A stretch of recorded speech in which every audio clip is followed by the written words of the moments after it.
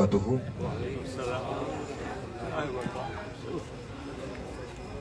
نحمده ونصلي على رسوله الكريم. اما بعد فاعوذ بالله من الشيطان الرجيم بفضله بسم الله الرحمن الرحيم.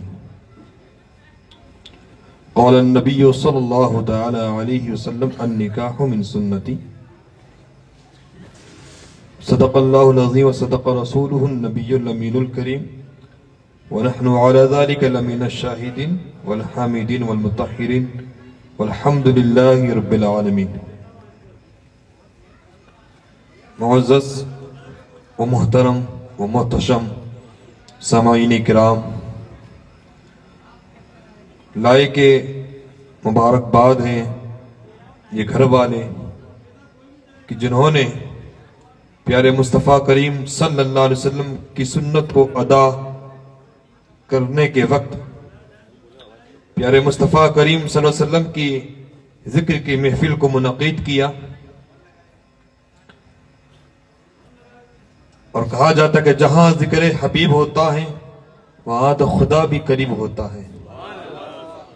آئیے ذکر حبیب کرنے سے پہلے اور فرمان مصطفیٰ صلی اللہ علیہ وسلم کو اپنے دلوں میں بسانے سے پہلے نہایت ہی ادب و احترام کے ساتھ گنبد خضرا کی جانب لو لگا کر آئیے سب سے پہلے سرور کائنات، فخر موجودات، سید السادات، صاحب کمالات، بہار جمالات، جان حسنات، مجیب الدعوات، حبیب الرحمن، افضل الانسان، خالق کے مہمان، مخلوق کے میزبان، عالم کے سلطان، رسول ذی شان، صاحب قرآن، صاحب ایمان، اللہ کے حبیب، مخلوق کے طبیب، اقوام عالم کی نقیب، نور کی آنکھوں کے تارے، کشتی ملت کے کھیوانارے، عبداللہ کے رات دلارے، دائی حلیمہ کے جگر کے پارے، کونین میں سب سے انوکھے اور سب سے نرالے، کالی کملی والے، کالی کوٹری میں کام آنے والے، دوزخ سے بچانے والے، جنت میں لے جانے والے،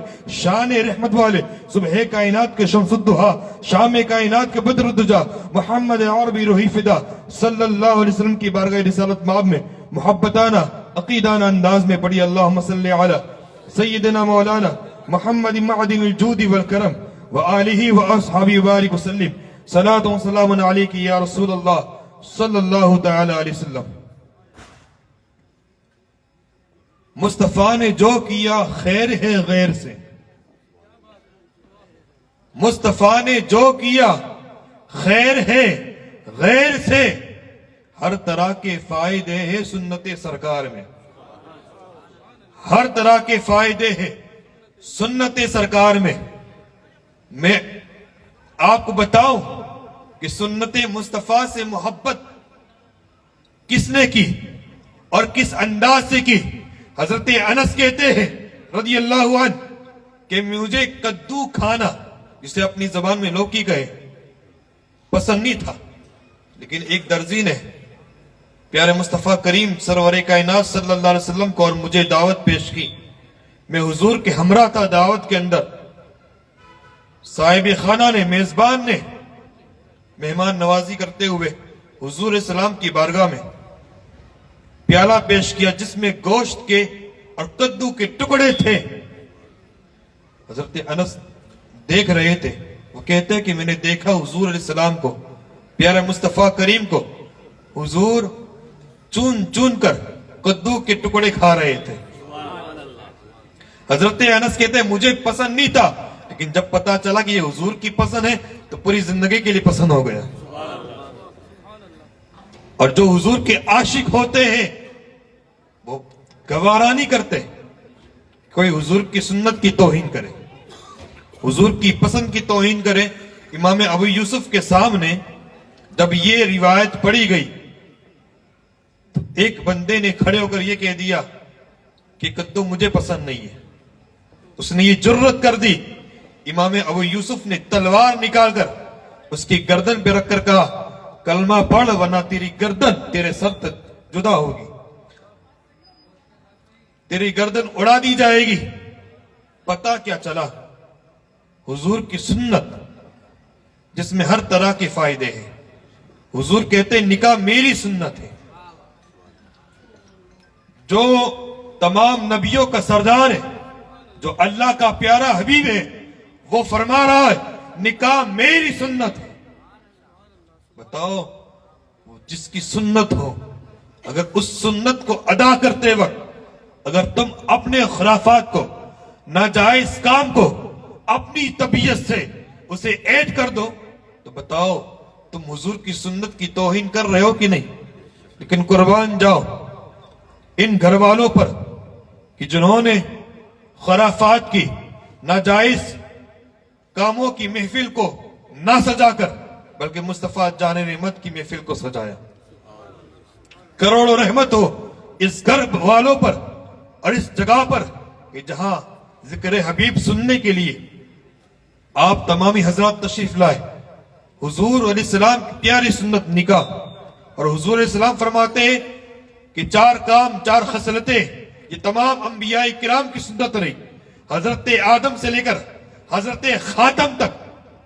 ये 4 काम हुजूर तमाम नबियों की सुन्नत कौन सी? अल हयाओ, हया करना, वल इत्रो, और खुशबू लगाना, वन निकाह हो, निकाह करना, वह सिवाक हो, और मिसवाक करना। बताओ, हम अगर हुजूर अलैहिस्सलाम के साथ ये तमाम अंबिया किराम की सुन्नत है तो ये सुन्नतों को अपनाना चाहिए। ये तमाम नबियों की सुन्नत है। और निकाह के ताल्लुक से मेरे आका फरमाते हैं कि इज़ा तज़व्वजल अब्दु, जब बंदा निकाह करता है, फ़क़द इस्तकमला निस्फ़ुद्दीन, उसका आधा दिन तो मुकम्मल हो जाता है। फ़लियत्तक़िल्लाह फ़ी निस्फ़िल बाक़ी, अब उस आधे दिन जो बाकी रहा उसमें अल्लाह तबारक व तआला से खौफ करना है। यानी निकाह करके तुमने अपने निगाहों के तकद्दुस को पामाल होने से बचा लिया, अब हराम माल से अपने पेट को बचाना है। और निकाह लोग समझते हैं कि हम कुछ काबिल बन जाए और कुछ इस लायक बन जाए कि कजा कर खुद शादी कर ले, या खर्चा उठाने की ताकत हो फिर शादी करे, यह हमारी सोच है। लेकिन आओ मदीने वाले महबूब के बारगाह में, जब हुजूर की बारगाह में एक सहाबी रसूल ने यह शिकायत की, हुजूर मैं फाका कशी में मुब्तला हूं, तंग दस्ती में मुब्तला हूं, तो हुजूर ने फरमाया उस सहाबी रसूल से, निकाह करो, अल्लाह निकाह के जरिए तुम्हें बरकत अता फरमाएगा। निकाह के जरिए अल्लाह तुम्हारे, और ये कुरान में अल्लाह का वादा है। उठाए कुरान, अल्लाह फरमाता है, अल्लाह ने वादा फरमाया, वअनकिहुल अयाम मिनकुम वस्सालिहीन मिन इबादिकुम व इमाइकुम इयकून फुकरा। अल्लाह फरमाता है कि तुम में से जो बेनिकाह हो उनका निकाह कर दो, और अपने लायक बंदों और कनीजों का निकाह करो। इयकूनु फुकरा, अगर वो गरीब हैं, युगनीहुमुल्लाहु मिन फज़ली, अल्लाह अपने फजल से उसे मालदार कर देगा। दुनिया मालदार होने के लिए ना जाने कौन से टिप्स आजमाती है, कभी हुजूर की सुन्नत को आजमा के देख। अल्लाह का वादा है कि अल्लाह तबारक व तआला निकाह के जरिए उसके माल में बरकत अता फरमाएगा।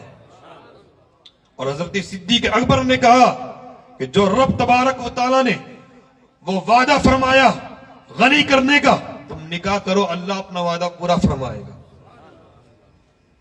और निकाह करने वालों के ताल्लुक से हुजूर ने फरमाया, खियार उम्मती अल मुतज़व्विजून, मेरी उम्मत में बेहतरीन लोग वो है जो शादीशुदा है, या शादी करने वाले लोग हैं, वो उम्मत में बेहतरीन लोग हैं।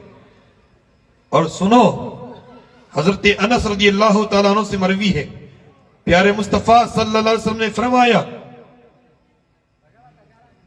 कि शादीशुदा की 2 रकात नमाज गैर शादीशुदा की 82 रकात, और एक रिवायत में 70 रकात से बेहतर है। यहां देखो, ये निकाह करने की फजीलत देखे, एक है शादीशुदा और एक है गैर शादीशुदा।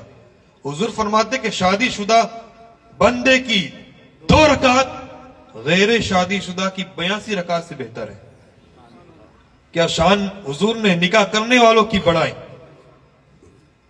اور نکاح کے ذریعے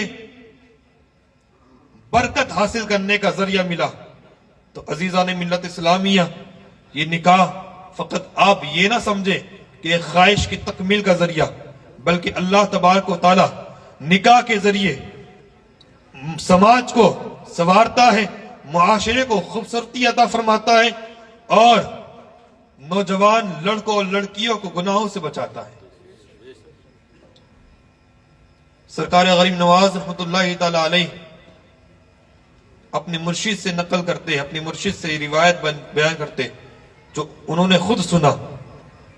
کہتے کہ میں نے خواجہ عثمان ہارونی کو یہ فرماتے ہوئے سنا. وہ فرماتے ہیں کہ جب حضرت آدم کو زمین پر بھیجا گیا تو 300 سال کے بعد حضرت آدم اور حضرت حوا کی ملاقات ہوئی، ملن ہوا، قربت ہوئی. حضرت جبرائیل آئے، حضرت آدم سے کہا یہ اللہ کے پیغمبر غسل کرو، غسل کرو. یہ پہلی قربت تھی اور پہلا غسل. حضرت آدم نے جب کیا تو حضرت جبرائیل سے کہا بھائی جبرائیل، غسل کرنے کے بعد بڑا سکون ملا، یہ بہت اچھا نسخہ ہے. جبرائیل نے کہا آپ کو پتا ہے کہ اس کی برکتیں کیا ہیں؟ کہا جبرائیل تم بتاؤ. تو حضرت آدم نے جب یہ کہا تو حضرت جبرائیل کہنے لگے سنو، آپ نے غسل کیا تو آپ نے جو غسل کیا تو آپ کے جسم کے ہر بال کے بدلے 1 سال کی عبادت لکھ دی جائے گی. اور آپ کی جسم سے جو پانی کے قطرات ٹکرا کر زمین پر آئے گے، اس پانی کے قطرات سے ہر قطرے سے اللہ فرشتے کو پیدا کرے گا اور وہ فرشتہ قیامت تک نیکی کرے گا اور اس کا سارا ثواب آپ کے نامہ اعمال میں لکھ دیا جائے گا. لیکن حضرت آدم نے اپنی بات نہیں کی، ساتھ ہماری بات بھی کی. کہا یہ صرف میرے لیے ہے یا میری اولاد کے لیے بھی ہے؟ تو کہا نہیں، یہ آپ کی اولاد کے لیے بھی ہے. آپ کی اولاد میں سے جو حلال صحبت کرے گا اس کے جسم کے ہر بال سے 1 سال کی نیکی اور جسم سے ٹکرانے والے قطرات سے ہر قطرے سے فرشتہ پیدا ہو کر قیامت تک نیکی کرے گا اور سارے کا سارا اجر آپ کی اولاد کے کھاتے میں آئے گا. لیکن یہ غریب نواز فرما کر رونے لگے. قطب الدین بختیار کاکی رضی اللہ تعالیٰ عنہ کہتے ہیں حضور اس میں رونے کی کیا بات؟ دلیل العارفین میں موجود ہے یہ روایت. کہتے ہیں حضور رونے کی کیا بات، یہ تو خوشخبری کی بات. کہا کہ تم نے بات کا ایک پہلو دیکھا، دوسرا پہلو کی طرف نظر ڈالو اور سمجھو یہ تو حلال صحبت کی بات ہے. اگر کوئی حرام صحبت کرے، ناجائز سمت قائم کرتا ہے تو سنو اس کی سزا کیا ہے کہ اس کے جسم کے ہر بال سے 1 سال کا گناہ لکھ دیا جائے گا. اس کے جسم کے ہر بال سے پانی کے قطرات جو جسم سے ٹکرا کر زمین پہ آئے، پانی کے قطرات سے یہاں شیطان پیدا ہوگے اور وہ شیطان قیامت تک جو گناہ کرے گا اس کا سارا وبال اس زانی اور زانیہ پر ہوگا. بتاؤ یہاں ایک گناہوں کا بوجھ ہم سے اٹھایا نہیں جاتا. فقط ایک مرتبہ اگر کوئی ناجائز سمت بنا لے تو بتاؤ اس کے جسم سے پانی جو ٹکرا کر جو قطرے بنے، اس قطرے سے جو شیطان بنا، بھلے وہ اس کے بعد گناہ کرے نہ کرے، لیکن جو شیطان قیامت تک گناہ کرے گا اس کا سارا وبال اس گناہ کرنے والے پر ہے. تو قربان جائے اپنے آقا پر جنہوں نے نکاح جیسا نسخہ عطا فرمایا، ہمیں گناہوں سے بچا لیا. اور سنو اللہ نے اس لیے کہا، حضور اسلام فرماتے اگر کوئی نوجوان نو عمری کے اندر یعنی جوانی جو چڑھتی جوانی ہے اس جوانی میں اگر کوئی نکاح کر لے تو شیطان چیخ مار کر کہتا ہے ہائے ہلاکت ہائے ہلاکت، اس نے اپنا دین مجھ سے محفوظ کر لیا. یہ میں نہیں حضور فرما رہے. پتا چلا نکاح کرنے سے دین بھی محفوظ ہوتا ہے. میری عزیزان ملت اسلامیہ، یہ قرآن و حدیث کی روشنی میں نے آپ تک یہ پیغام پہنچایا کہ نکاح کرے نوجوان اور ان کے ماں باپ. میں ان سے کہنا چاہوں گا اگر آپ کی عمر ہو چکی ہے اور آپ اس قابل ہے کہ اپنی بیوی کا خرچہ اٹھا سکتے اور اگر نہیں اٹھا سکتے تو ٹینشن لینے کی بات نہیں. یہاں رب کا وعدہ ہے, رب کا وعدہ ہے کہ اللہ نکاح کے ذریعے تمہارے مال میں برکت عطا فرمائے گا. آج جو نوجوان گناہوں کی طرف گامزن ہیں اس کی وجہ یہ ہے کہ نکاح وقت پر نہیں کیا جاتا, وقت گزرنے کے بعد کیا جاتا ہے, گناہوں میں ملوث ہونے کے بعد کیا جاتا ہے. اس وجہ سے میرے آقا نے پہلے ہی فرما دیا تھا نکاح کو آسان کرو تاکہ زنا کرنا مشکل ہو جائے. لیکن ہمارے معاشرے کے اندر حال یہ ہے کہ ہم نے حضور کے فرمان کو پس پشت ڈال کر ہمارا حال یہ ہو گیا کہ زنا کرنا تو آسان ہو گیا لیکن نکاح کرنا مشکل ہو گیا. نکاح کو آسان کرے. میرے آپ سے گزارش ہے, سرور کائنات نے جو ہمیں تعلیم و تربیت فرمائی ہے اس کی طرف اپنے دلوں کو مائل کرے. کیا حضور نے کہا آسان نکاح کرو. آپ کہیں گے کہ زندگی میں پہلی مرتبہ شادی ہوتی ہے, اتنا آسان کیوں کرے؟ حضرت میں بتاؤں اس روئے زمین پر جو نکاح ہوا, جو عظیم و بالا نکاح تھا, وہ سیدہ فاطمہ زہرا اور مولا کائنات کا تھا رضی اللہ تعالیٰ عنہ. جب حضور علیہ السلام نے اپنی شہزادی کا نکاح کیا تو جہیز میں ایک بان کی چارپائی دی جس میں گدا روئی کا, گدا چمڑے کا تھا, جس میں روئی نہیں تھی بلکہ کھجور کے پتے تھے, پتے. ایک مشت جو پانی بھرنے کے لیے دیا جاتا ہے, حضور نے ایک مشت اور 2 چکی دی, 2 پانی کی گھڑے دیے مٹی کے.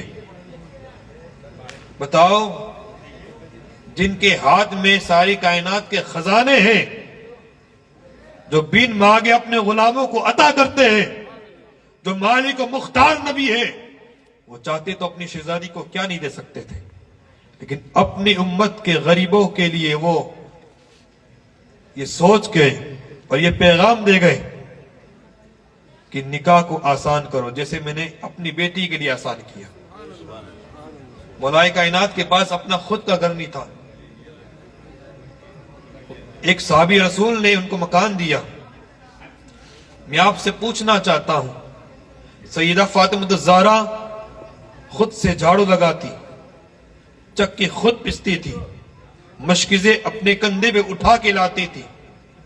چکیاں پسنے کی وجہ سے ہاتھ میں چھالے پڑ گئے تھے, پیٹھ پر گڈھے پڑ گئے تھے. جب حضور کی بارگاہ میں شکایت کی حضور ہاتھ میں چھالے پڑ گئے, کوئی غلام پیش کرے, کوئی لونڈی عطا کرے مال غنیمت سے, تو حضور نے یہ نہیں فرمایا بیٹی ہاں تمہیں تکلیف پہنچی ہے, بلکہ حضور نے کہا کہ اہل صفہ کے پیٹ پر پتھر ہیں اور میں تمہیں لونڈی عطا کروں؟ یتیم بچے بھوکے پیاسے ہیں, فاطمہ میں تمہیں لونڈی عطا کروں؟ حضور نے تو نکاح آسان کروا کے بتایا. یہ ڈی جے, یہ فضول خرچیاں, یہ آپ کے کس کام آنے والی ہے؟ آپ نے قرضہ لیا شہرت حاصل کرنے کے لیے, وہ 4 دن کی شہرت, وہ 4 دن کا دکھاوا, اور پوری زندگی کی تکلیف آپ کے کندھے پر رہے گی اور کفی افسوس ملتے رہے گے. لیکن اس افسوس سے کیا فائدہ؟ دنیا کو تم دکھانے کے لیے اتنا خرچہ کر رہے ہو جس دنیا کے بارے میں حضور نے یہ فرمایا حب الدنیا رأس کل خطیۃ, دنیا کی محبت ہر برائی کی جڑ ہے, جڑ. میرے عزیزان ملت اسلامیہ, یہ فضول خرچیاں, یہ ڈی جے, یہ آپ کو یہ چند لمحوں کے لیے سکون دے سکتی ہے, لیکن وہ قبر میں وہ آگ کی شکل میں ایسی بھڑکے گی کہ آپ پریشان ہوگے. اور یاد رکھنا یہ دنیا فانی ہے, آخرت باقی ہے. تو اس کی تیاری کرو کہ جس کی طرف ہمیں ہمیشہ ہمیشہ کے لیے جانا ہے. قبر کی تیاری کرو. عزیزان ملت اسلامیہ، یہ الحمدللہ علماء کرام کی بڑی محنتیں ہیں کہ اس شہر ہمت نگر میں ڈی جے اور فضول خرچیوں پر روک لگا دی گئی، اور آپ لوگوں نے بھی بڑی محنتیں ہمارے ساتھ کی اور ہماری بات پر عمل کیا. اللہ آپ کو جزائے خیر عطا کرے. لیکن آپ یہ بھی کریں کہ اپنے شادیوں کو آسان کریں، تاکہ جو غریب پڑوس میں بیٹی ہے اسے تکلیف اور رنج نہ پہنچے کہ کاش میرا باپ بھی امیر ہوتا تو مجھے یہ ساری چیزیں دیتا. آپ پڑوسیوں کا سوچیں. امت کا حضور نے پوری زندگی اپنے بارے میں، اپنی اولاد کے بارے میں نہیں سوچا تو اپنی امت کے بارے میں سوچا، غریب امت کے بارے میں سوچا. تو عزیزان ملت اسلامیہ، وقت کی قلت کو پیش نظر رکھتے ہوئے، ماحول سرد ہونے کی وجہ سے اور وقت بھی زیادہ ہو چکا ہے، مجھے جہاں تک جو باتیں کہنے کے لیے مجھے کہا گیا تھا میں نے سارے پیغامات آپ تک پہنچا دیے. اب آپ پر ذمہ داریاں یہ ہیں کہ ساری باتوں پر آپ عمل کریں گے انشاءاللہ. نوجوانوں سے گزارش ہے جتنا ہو سکے اپنی جوانی کو محفوظ کرنے کے لیے نکاح کر لے. اللہ کا وعدہ سچا ہے، اللہ آپ کو غنی کرے گا اور اللہ آپ کی نگاہوں کو پاک صاف فرمائے گا، آپ کی دل کو پاک صاف فرمائے گا. انشاءاللہ نکاح کی بڑی برکتیں ہیں. اللہ تبارک و تعالی ہم سب کو نکاح کرنے والے جو حضرات ہیں میرے مالک مولا، ان سب کے لیے دعا گو ہوں کہ اللہ ان کے نکاح میں برکت عطا فرمائے اور پیارے کریم سرور کائنات صلی اللہ علیہ وسلم کی سنت کی برکتیں انہیں عطا فرمائے اور آنے والی زندگی میں خوشیاں عطا فرمائے، شاد و آباد فرمائے. اور اللہ تبارک و تعالی ہم سب کو میری مالک و مولا حضور علیہ السلام کی سنت پر عمل کرنے کی توفیق عطا فرمائے. آمین بجائے سید المرسلین وآخر دعوانا الحمدللہ رب العالمین. السلام علیکم ورحمۃ اللہ وبرکاتہ. صلاۃ و سلام کے لیے کھڑے ہو جائیں.